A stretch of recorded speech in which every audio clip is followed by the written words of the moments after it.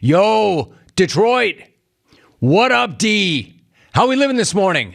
How is life in the D right now? How good was last night? I mean, does it get any better than that?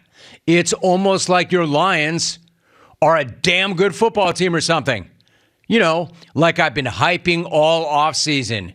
You know, the kind of team that can roll into the house of the defending champs on the night they're hanging a banner and totally blow up the entire party. That good. And do it in prime time, in one of the most hostile environments in all of sports. That is a massive, massive win for the Lions, period. And I don't need anybody to come running up in here to tell me that it was actually just a hideous loss for KC. Because the fact of the matter is, it can be both things. I tweeted as much last night. It can be a great win for the Lions and a terrible loss for the Chiefs, and it was. It was both those things. Truly an exhilarating win for Detroit, and truly a hideous loss for the Chiefs. Now, I'm not taking anything away from the Lions, but it was pretty incredible what Kansas City looks like without Travis Kelce and Chris Jones. As in, they look pretty damn ordinary without Kelce and Jones. They look like they aren't winning bleep without Kelce and Jones, even with the best quarterback in the world. And something else, don't try to put this on Patrick Mahomes. It's the hot take right now on the X.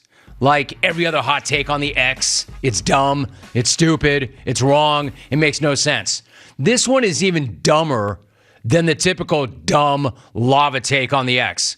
If you actually watch that game and you still have a few functioning brain cells left, then you know it's not on Mahomes. Stop blaming Mahomes. You should be blaming everybody not named Mahomes. I'll tell you where you can start. Kadarius Toney. I don't know that I would ever say that one player or one play cost a team a football game. But this dude single-handedly cost the Chiefs that football game. And really, it was on one play. That perfect pass that slipped right through his hands and right into the hands of Lions rookie Brian Branch, who, of course, housed it. If that play doesn't happen, the Chiefs probably win that game. Thing is, there were about 4 other plays that Kadarius could have made that also could have turned that game, and he made exactly none of them. I mean, my man sure talks a hell of a lot to do things like that.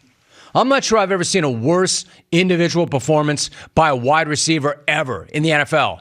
In fact, I know I haven't. He was that bad last night. He was straight up horrendous. This dude just ran for a night as the number one target of the best quarterback in the world, and he finished the game with 1 catch for 1 yard. Can I repeat that? This guy was the number one target of the best quarterback in the world, and he finished with 1 catch for 1 yard. Running with Patrick Mahomes as the WR1. And somehow it gets even worse. Even worse than 1 reception for 1 yard. He also had 1 rush for a negative yard. So I guess I could really say -1 rush for a negative yard. 3 drops on top of the 0 net yardage. All absolutely critical drops, with, of course, 1 turning into a pick 6. Can I recap that for you? 1 catch for 1 yard, 1 run for a negative yard, and a -6 points. He actually nets out to 0 yards and a -6 point total. I mean, it is impossible to be any worse than that. So what about Mahomes? What would he have to say after that particular game? He owned it. He put it on himself. He said it was embarrassing. Look, this guy does not need to be embarrassed. Now, the one guy who does need to feel completely humiliated is the dude who actually did humiliate himself, Kadarius Toney. So props to Patrick for stepping up and owning it like he always does. And no, he did not play a perfect game, but he really had nothing to be ashamed of last night. Kadarius Toney, on the other hand, did. Mahomes also said he still has trust, quote, trust in Toney. Yeah, well, you might, dude, but you're probably the only one.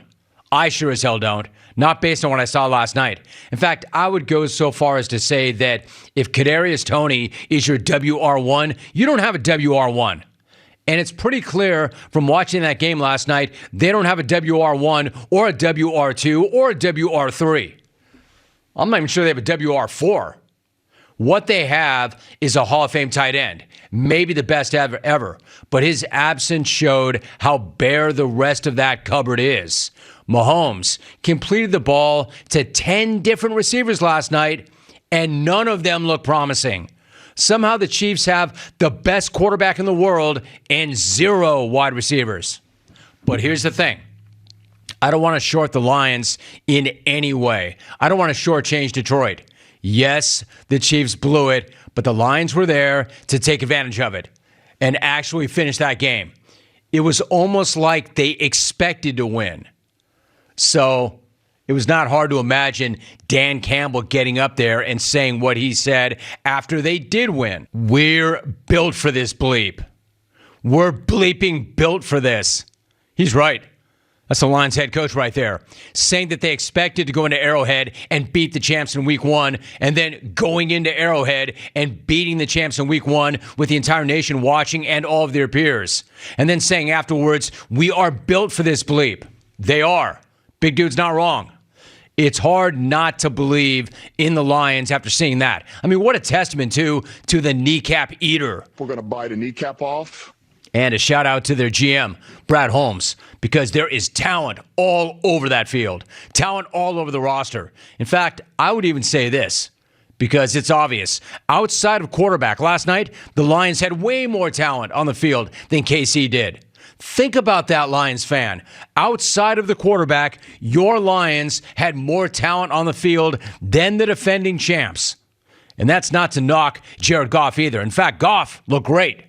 Goff looked great. I tweeted after the game, Jared Goff, not dead, can't quit. He's legit, because he is. Like, whatever went wrong with the Rams is long behind this dude.